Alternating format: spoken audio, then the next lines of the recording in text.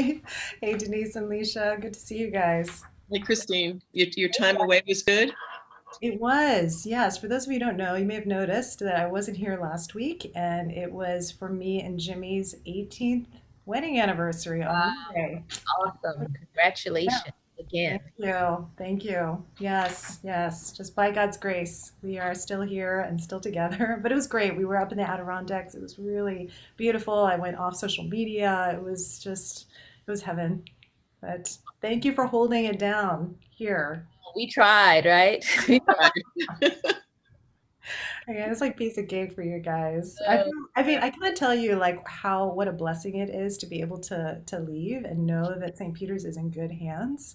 Yeah, I'm so grateful for you guys. Also for Father Michael too, who's not on this call with us, but he's in the house, I think, online. So thank you guys so much. Absolutely. Yeah. Absolutely. All right. So without further ado, so as I said earlier, normally we have a surprise guest, but today we have a special guest. So would you join me in welcoming once again to the St. Peter's View for the first time, Bishop Mary Glasspool. Woo! Welcome, welcome. It's a joy to be with you. Thank you. Thank you. We were joking around with Bishop Glasspool earlier this morning, and we were telling her about how when we have special guests on, how we pick a special song for them to come on to. But unfortunately, it's been hit or miss because of copyright issues. And so when we told her about that, immediately she goes.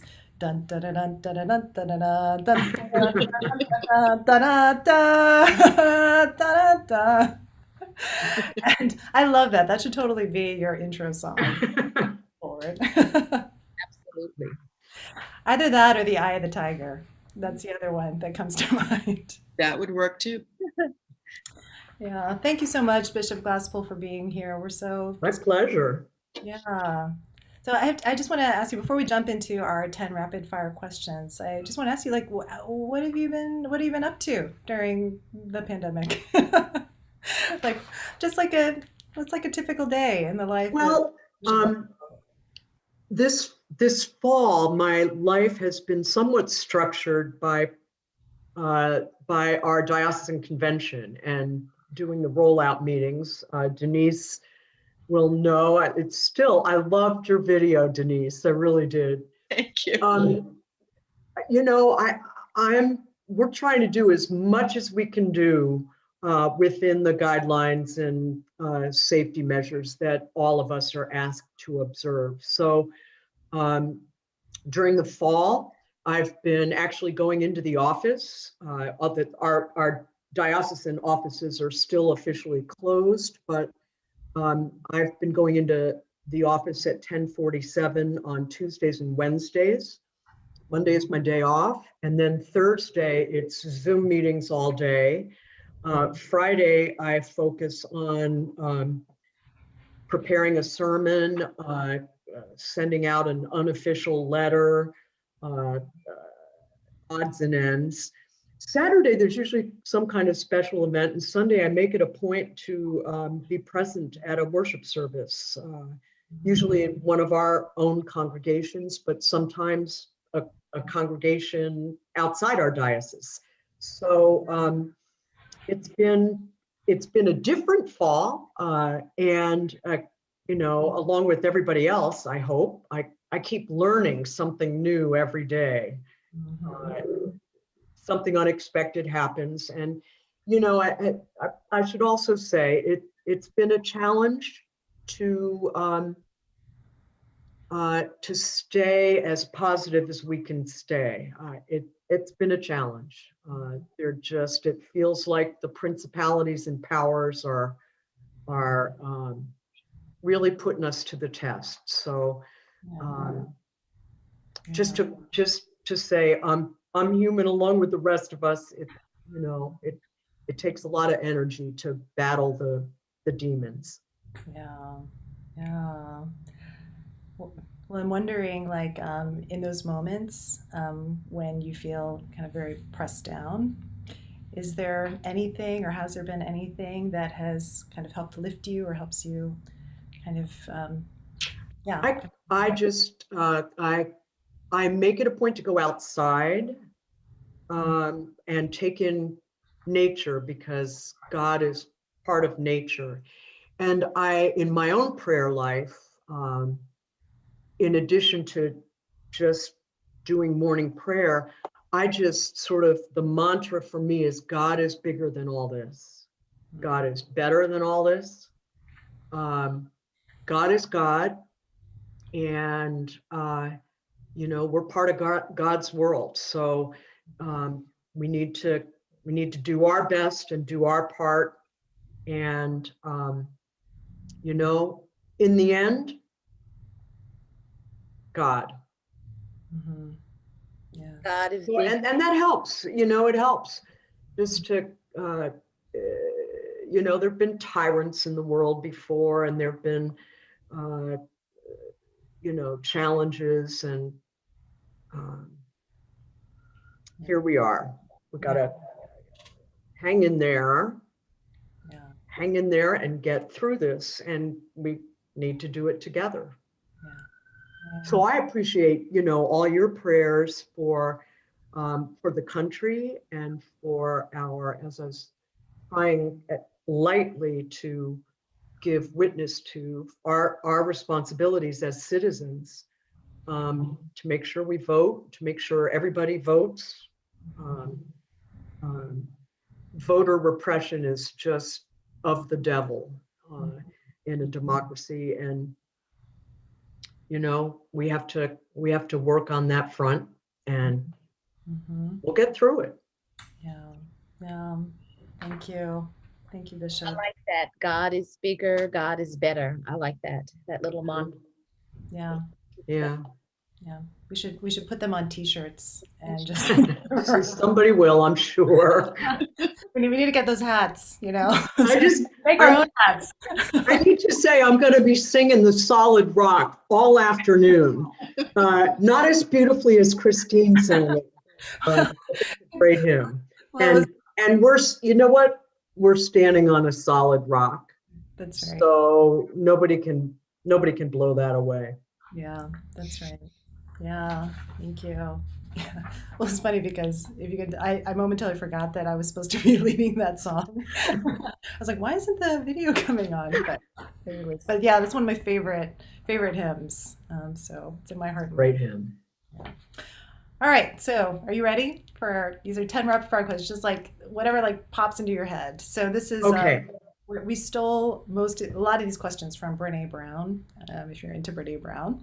So we're each going to take a turn asking you a question, and then just pop in with whatever answer comes into your mind. Okay, so the first one is, vulnerability is fill in the blank. Woundedness. Yes. I felt that when you said it. I know. We're all like, oh. Yeah. Does everybody get the same questions? I mean, and somebody, like, did somebody give a better answer than I just gave? No, actually, you know what? Actually, in the beginning, I actually took this question out because it felt a little bit like, it's one of those hard questions to just go. But I felt, Bishop, like you could handle it. So put it in. We put it back in. Bring them on. Come on. You did. This is vulnerability. You're right. You're right. That is. Okay, I'll go next. When you're trying to be brave, but you're afraid, what do you do? Hang in there.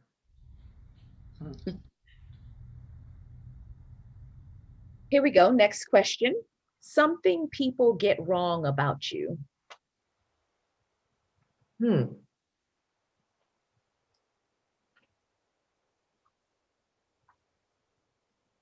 don't know. My name. Ooh. Glasspool. I don't know. I never think about that. So little commentary. One of my mentors, when I was first elected bishop, said, what other people think of you is none of your business. And it's one of the best pieces of advice. It's like, I guess it would maybe be less than human if you didn't care, but you can't do anything about it. So if people get something wrong about me,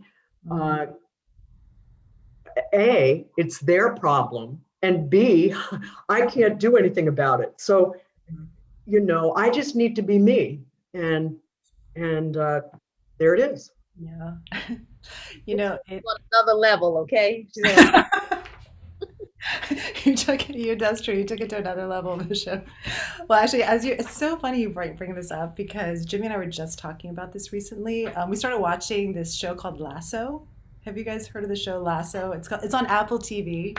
Lasso? Lasso, and it's Okay. basically about this. It's kind of a comedy, but it's basically about this American football coach who gets recruited to become the coach of a football team in England. And as we all know, football in the two countries are very different sports, and so it's a comedy. And on the British team that he's coaching, there's star player Jamie Kent.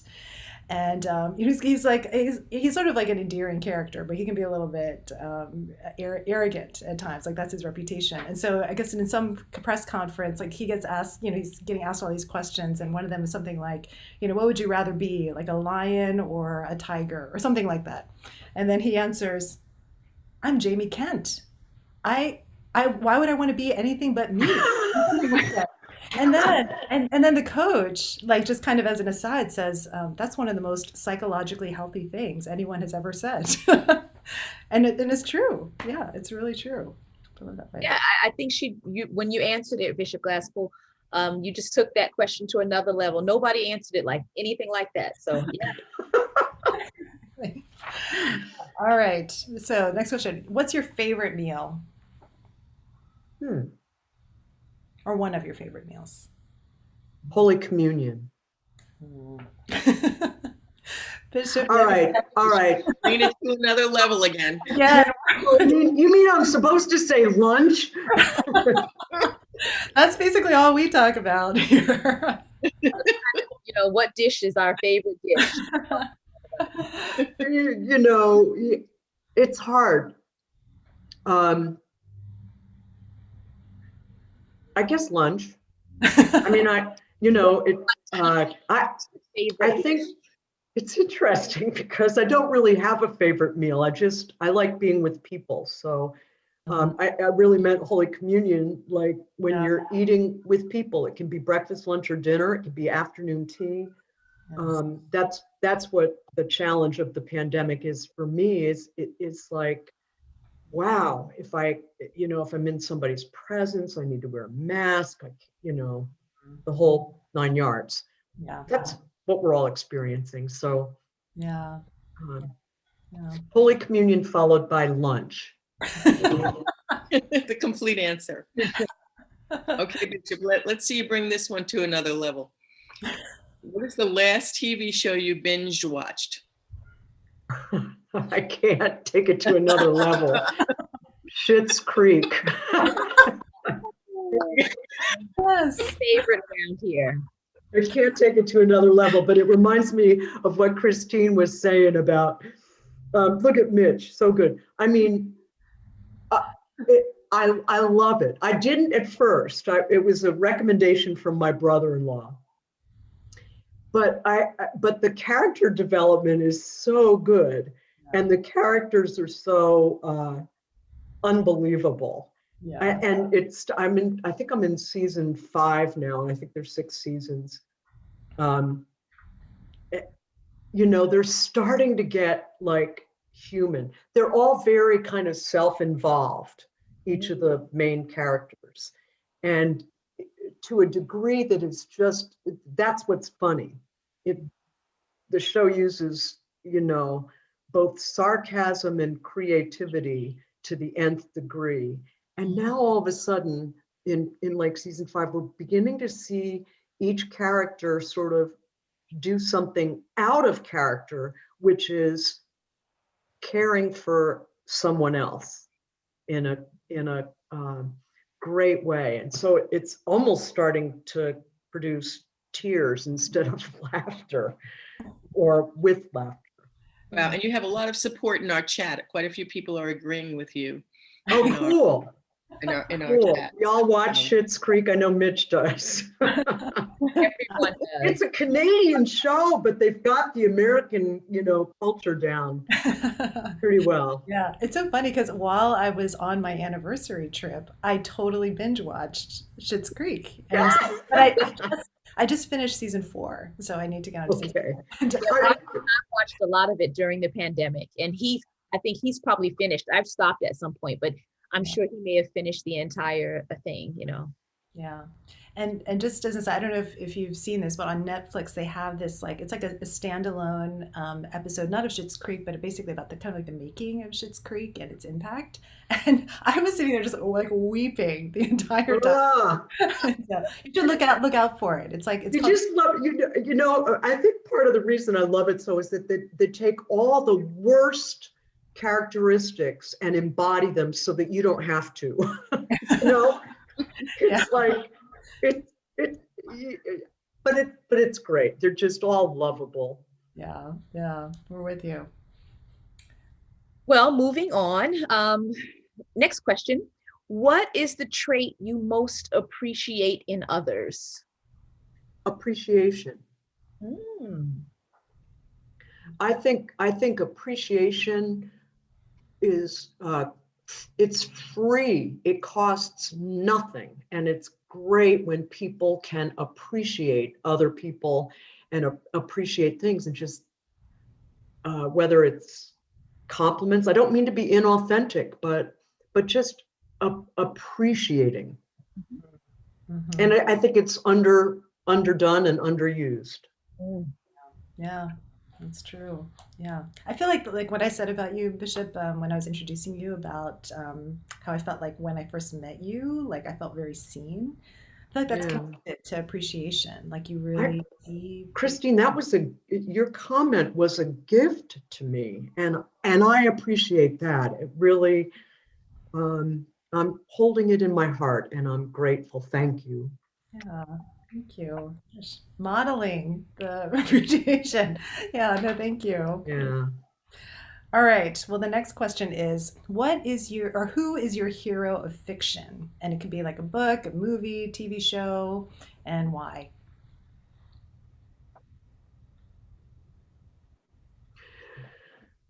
Hercule Poirot of Agatha Christie murder mysteries. Hercule Poirot is the little Belgian detective, and he uses the little gray cells, is what he calls his brain, and he uses the little gray cells to think.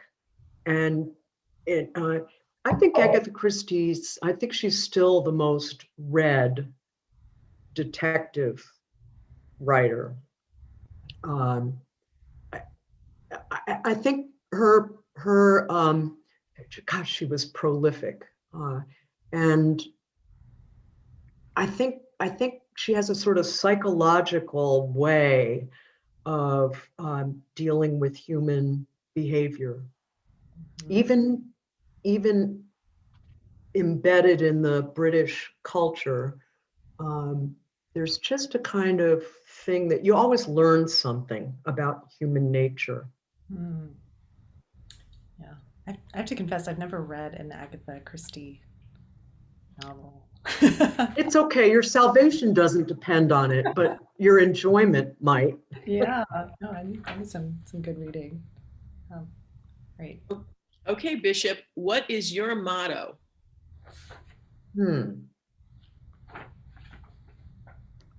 Motto. Carpe diem. Seize the day. Mm-hmm. Good one. Yes, that's a good one. All right, moving on. A snapshot of an ordinary moment that brings you joy. The snapshot is my running days are probably nearing a close, but I still get to run twice a week. And when I'm running, just experiencing God in nature, in creation, and appreciating that as I'm as I'm seeing it. Good stuff, right? Yeah, it is. Mhm. It is. I went running this morning, and God is, just to appreciate the beauty that God has gifted us with in the world. Yeah. Okay, Bishop, this is the last question. What are you deeply grateful for right now? Right now, I'm deeply grateful for all of you. I'm deeply grateful for this time, just the current moment. It was unexpected. It was an unexpected pleasure. And I think God loves surprises. So God has surprised me today with you. And I'm deeply grateful. Well, we are deeply grateful for We you. are too. That Yes. was beautiful. Thank you. Thank you. Steve. Thank you. Thank you for that. Wow. Yeah, well, you are the very first bishop to have experienced 10 questions. I will cherish it and ponder all these things in my heart. Go tell the others. I will. They'll ask me what the questions are because Bishop Dietschy will want to get the right answers, and Bishop Allen will want time to think about them. So thank you, each and all. Thank you. Thank Well, you so much. yeah, you've lifted our spirits this morning, Bishop, so we're grateful for you. And Blessings, and we will make it through this. Thank you for your novena, and we'll be praying right along with you. yeah, thank you. So typically the way that we sign off is that those of us on the Zoom call just wave goodbye until for just a few moments, and then at some point Brenna will take us off YouTube, and then it'll be just us on Zoom. So Thank you, Brenna. Thank you. Bye, everyone. Have a great week. Bye. Buddy. Blessings for the week.